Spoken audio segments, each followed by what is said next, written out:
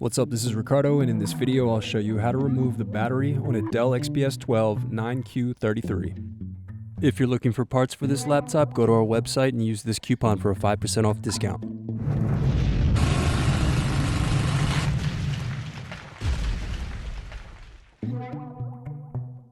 First, lift badge plate and remove screw. Then unscrew and remove bottom base.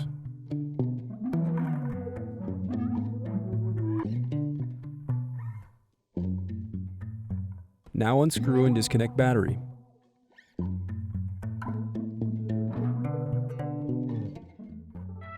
Thanks for watching.